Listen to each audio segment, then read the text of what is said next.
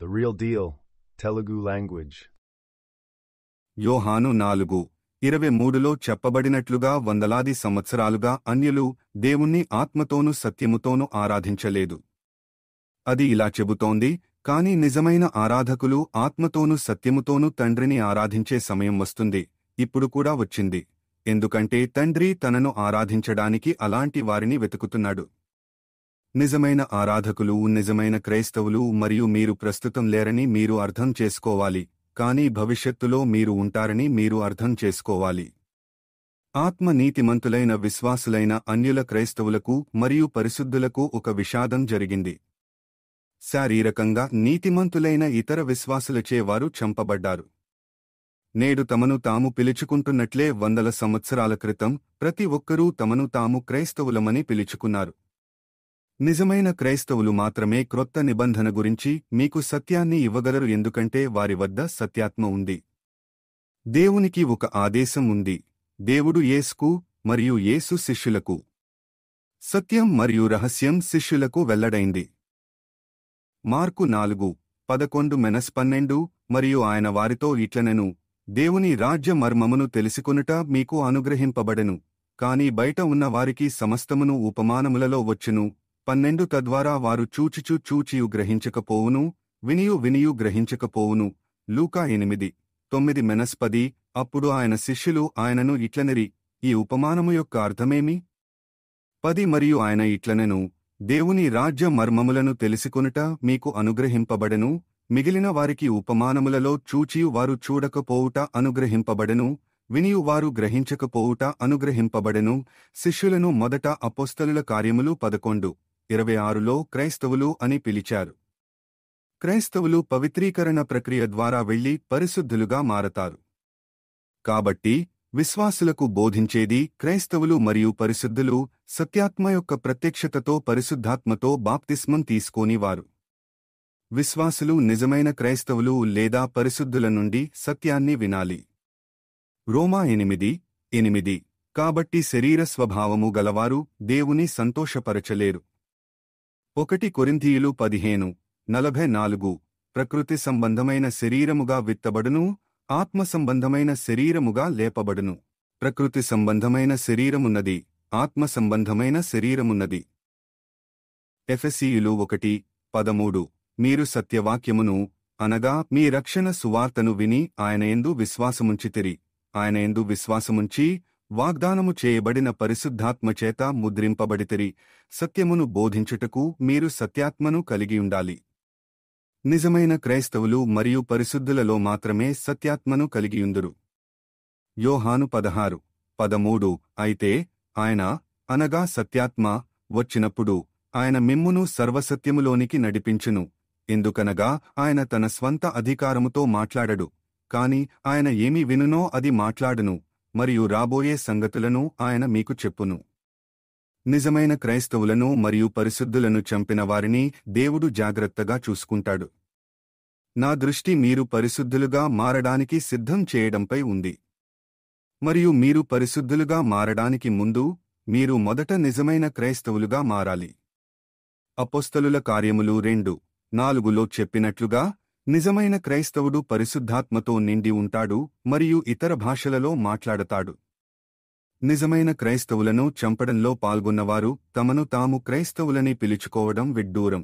వందల సంవత్సరాల క్రితం అన్ని నిజమైన క్రైస్తవులను చంపినప్పటి నుండి ఒక్క నిజమైన క్రైస్తవుడు కూడా లేడు. మీరు క్రైస్తవుడని చెప్పుకున్నంత మాత్రాన మీరు క్రైస్తవులుగా మారరు. మీరు క్రొత్త నిబంధనలో దేవుని నిర్వచనాన్ని చేరుకోవాలి. అన్యుల విశ్వాసులకు జరిగిన విషాదాన్ని అర్థం చేసుకోవడం అంటే సాధారణ జ్ఞానాన్ని ఉపయోగించడం. భౌతికంగా నీతిమంతులైన విశ్వాసులు ఆధ్యాత్మికంగా నీతిమంతులైన విశ్వాసులను డబ్బు, శక్తి మరియు నియంత్రణతో నియంత్రించాలనుకున్నారు. వారిని నియంత్రించగల ఏకైక మార్గం వారిని చంపడం. వారిలో సత్యపు ఆత్మ ఉన్నందున వారు దేవుని వాక్యంలోని సత్యాన్ని మార్చడం కంటే చనిపోవడానికి ఇష్టపడతారు. యోహాను 14:17 సత్యపు ఆత్మ లోకం ఆయనను చూడదు, ఆయనను తెలుసుకోదు, కాబట్టి ఆయనను స్వీకరించదు.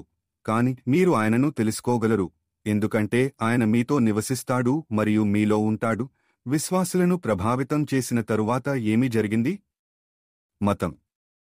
ఎవరైనా తమ సొంత అభిప్రాయం ఆధారంగా ఒక మతాన్ని ప్రారంభించవచ్చు. అందుకే చాలామంది మతాన్ని ఒక అభిప్రాయం అని పిలుస్తారు. ఇది కొద్దిగా సత్యం మీద ఆధారపడి ఉండవచ్చు లేదా అస్సలు నిజం లేకుండా ఉండవచ్చు. ప్రశ్న: 100 సంవత్సరాల తర్వాత వారు సత్యం లేకుండా ప్రారంభించినప్పుడు ఏదైనా మతం ఇప్పుడు సత్యాన్ని తెలుసుకోవాలని మీరు ఎలా ఆశించారు? ఒక మతం ఉనికిలో ఉన్నందున అది సంప్రదాయంగా మారే స్థాయికి దాని తప్పుడు కథనాలను బోధించడం వలన అది నిజం కాదు. మత్తయి 28:19-20 క్రైస్తవుని నిర్వచనం అని ఏ మతం కూడా తెలియదు. లేదా యోహాను 3:5, మార్కు 16:18, అపోస్తలుల కార్యములు 2:4 లేదా యోహాను 3:16 కూడా క్రైస్తవుడు అంటే ఏమిటో నిర్వచించాయా? ఈ లేఖనాలలో ప్రతి ఒక్కటి క్రీస్తు ఆత్మ, దేవుని ఆత్మ మరియు సత్యాత్మ గురించి మాట్లాడుతుంది. మానవుడు తాను ఎంత తెలివైనవాడని అనుకున్నా దేవుని వాక్యంలోని ఆధ్యాత్మిక సత్యాన్ని అతను గ్రహించలేకపోయాడు. 1 కొరింథీయులు 2:14 కాని ప్రకృతి సంబంధమైన మనుష్యుడు దేవుని ఆత్మ విషయాలను స్వీకరించడు, ఎందుకంటే అవి అతనికి మూర్ఖత్వం. అవి ఆధ్యాత్మికంగా వివేచించబడతాయి కాబట్టి అతను వాటిని తెలుసుకోలేడు. తనను తాను క్రైస్తవుడని మరియు సంఘ క్రైస్తవుడని పిలుచుకుంటూ సంఘం ముందు నిలబడి ఉన్న పాస్టర్ లేదా నాయకుడికి కొత్త నిబంధన తెలియదు మరియు దేవుని రాజ్యం ఏమిటో తెలియదు. పరిశుద్ధాత్మ ద్వారా బాప్తిస్మం తీసుకున్న తర్వాత క్రైస్తవులు అని పిలువబడే శిష్యులతో మిమ్మల్ని మీరు ఎందుకు పోల్చుకోకూడదు? అపోస్తలుల కార్యములు 11:26. వారికి యేసు ద్వారా సత్యం బోధించబడింది. వారు క్రీస్తు ఆత్మను పొందారు. యోహాను 20:22. వారు పరిశుద్ధాత్మ ద్వారా బాప్తిస్మం తీసుకున్నప్పుడు వారు దేవుని ఆత్మను మరియు సత్యాత్మను పొందారు. అపోస్తలుల కార్యములు 2:4 మరియు మీరు భాషలలో మాట్లాడాలి. మార్కు 16:17. అపోస్తలుల కార్యములు 2:4 ఇలా చెబుతోంది: వారందరూ పరిశుద్ధాత్మతో నిండినవారై ఆ ఆత్మ వారికి వాక్శక్తి అనుగ్రహించిన కొలది అన్యభాషలతో మాట్లాడసాగిరి. క్రీస్తు ఆత్మ, దేవుని ఆత్మ, సత్యాత్మ పరిశుద్ధాత్మతో నింపబడటానికి మీకు అవసరం. మీరు ఇప్పుడు భాషలతో మాట్లాడే వారికి సత్యపు ఆత్మను పొందాలంటే ముందు సత్యాన్ని బోధించాలి. ఒక విశ్వాసి తాము క్రైస్తవులమని భావించి ఈ తెగలో జన్మించామని మరియు ఈ తెగలోనే చనిపోతామని చెప్పారు. ఈ తెగ 100 సంవత్సరాలుగా ఉన్నందున ఇది దాని తప్పుడు కథనాలతో ఒక సంప్రదాయంగా మారింది. మీరు శారీరకంగా మరణించిన తర్వాత మీరు ఆధ్యాత్మికంగా జీవిస్తూనే ఉంటారని విశ్వాసులు అర్థం చేసుకోవాలి. యోహాను 5:29 మరియు మంచి చేసినవారు జీవపు పునరుద్ధానానికి, చెడు చేసినవారు శిక్షా పునరుద్ధానానికి బయటకు రండి. చర్చి యొక్క లక్ష్యం విశ్వాసులను క్రైస్తవులుగా మరియు పరిశుద్ధులుగా మార్చడం. చర్చి నాయకులను సంతృప్తి పరచడానికి లేదా ధనవంతులుగా చేయడానికి చర్చి స్థాపించబడలేదు. మేల్కొనండి.